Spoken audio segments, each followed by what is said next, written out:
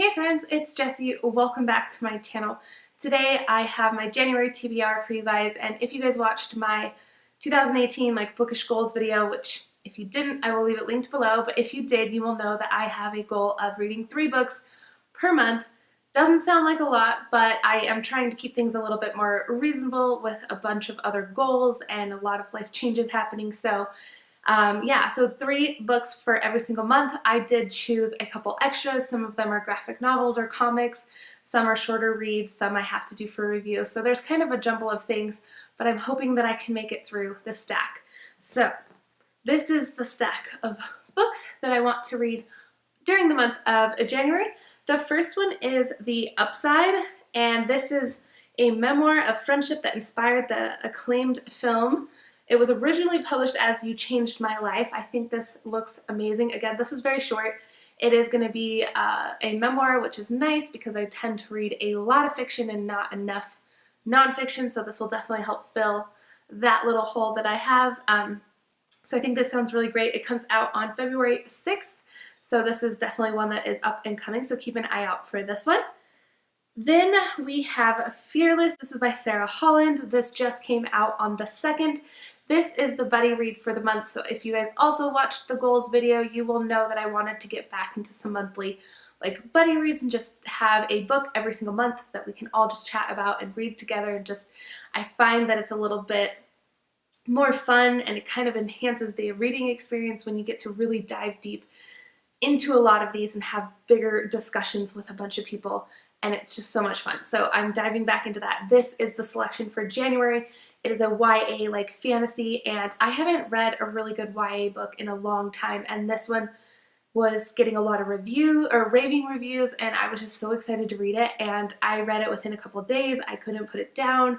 I thought it was just amazing, and I actually didn't even want it to end, and I really hope that there's going to be more in this series because it was so good.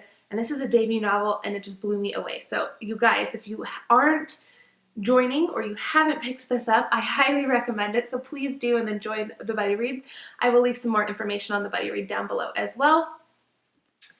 Then I have Your One and Only by Adrian Finlay.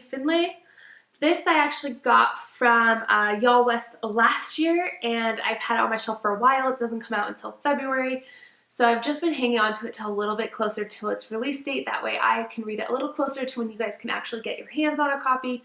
And I think it sounds pretty interesting. I'm trying not to read a lot into some of these synopses and just kind of dive in not knowing a lot and just experience it for the way it was written instead of trying to go in knowing too much. So anyway, so I don't know a ton about this, but I do think this is another YA. This is from HMH Books. I believe they're teen. So I am looking forward to this one for sure. I think it's going to be really great. The next one is Waco, a survivor story, and this was originally published as A Place Called Waco. This is also a nonfiction read, so this is based on a true event that happened back in '93 in Waco. I was very young. I vaguely recall the incident, and so I just think that this is going to be something that is eye-opening. It's going to, teach me a few things. I think it's going to be really sad and heartbreaking, but at the same time I'm intrigued about this event that happened and the things kind of circulating it. It's also being turned into a TV show, a limited kind of series. I think it's a 6-part series, so I want to watch that and definitely read this before and just kind of get a feel for what's about to happen. And obviously the books are always better. The cast looks amazing as well, so this is on my list. It was released on January 2nd as well, so if you guys want to pick this up, there's a link below to the Amazon link that you guys can grab a copy or read more about this. Then the last 2 things that I have on my TBR for the month of January are comics or graphic novels. The first one is I Hate Fairyland Volume 3, called Good Girl. I just adore this. It is very gory, and I think the only thing that helps keep it toned down is how cartoonish it is and how hilarious it is.